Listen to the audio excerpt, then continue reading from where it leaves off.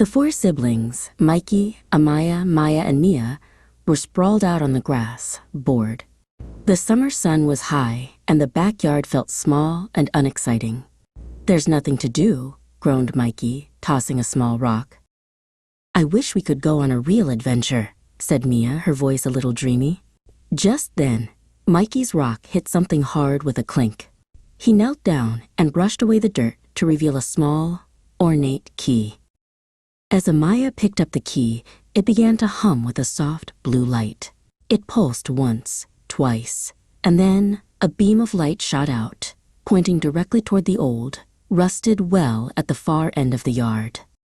The siblings followed the light to the well. The key's glow intensified as it hovered over the well's stone rim. With a gentle push, the key floated down, and the water inside the well began to swirl and glow with the same blue light. "It's a portal," whispered Maya, her eyes wide. One by one, they climbed onto the well's rim and jumped into the glowing water. Instead of a splash, they felt a strange, tingling sensation as they were pulled downward. They emerged into a place unlike any they had ever seen. They were standing on a path made of shimmering, pearlescent shells, surrounded by towering coral spires that glowed with their own light. They were in the sunken city of Lumina. A small, iridescent fish with fins like silk ribbons swam up to them. It circled Mikey's head, then swam ahead, wiggling its tail as if to say, "Follow me!" The path led them through a forest of swaying kelp and past schools of fish that glittered like jewels. The air was filled with the gentle, ringing sound of water chimes.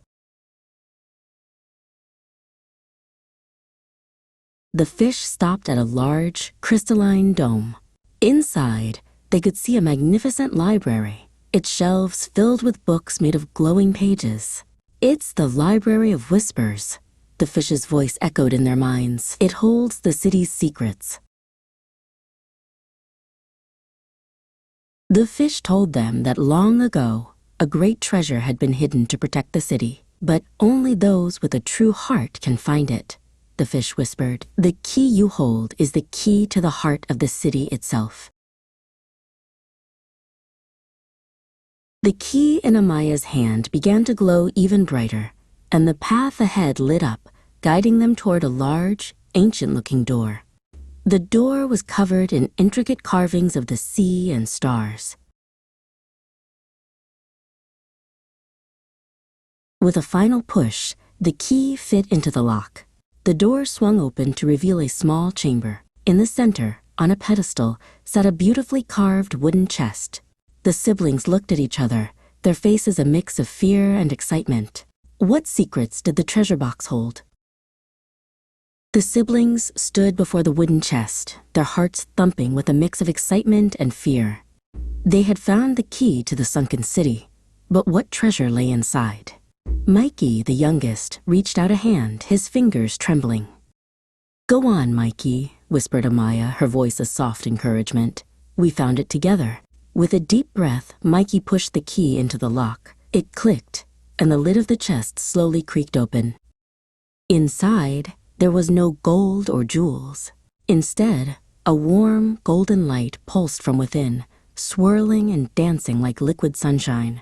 It smelled of fresh rain and old books. Mia and Maya leaned in closer, mesmerized. "What is it?" Mia whispered, reaching for the light. As her fingers touched the swirling gold, the light surged, growing brighter and brighter until it filled the entire chamber. The ground beneath their feet began to rumble. The air shimmered, and the familiar blue glow of the well's portal surrounded them once more. But this time, it was different. Instead of pulling them downward, it lifted them upward, spinning them through a tunnel of light and color. They landed with a soft thud on a bed of moss, the light fading around them. The air was cool and smelled of damp earth and pine. Towering trees with bark like ancient stone reached up to a sky they couldn't see. "Where are we?" asked Amaya, her voice echoing in the quiet. A small, furry creature with a striped face and a bushy tail scurried out from behind a root. It was a badger, and it was holding a glowing acorn. "You've come to the Hartwood," the badger said, his voice a low rumble. "The treasure you found was not gold, but the very heart of this forest, lost for 100 years. I am Barnaby." Barnaby explained that the Hartwood had been fading without its heart, and the trees were losing their light. "The key you used to open the chest was the key to this world," he said, "and now you must help us return the light." The siblings looked at each other, their faces filled with a new sense of purpose. Their adventure wasn't over. It was just beginning. They had found the key to the sunken city, and now they held the key to the Hartwood.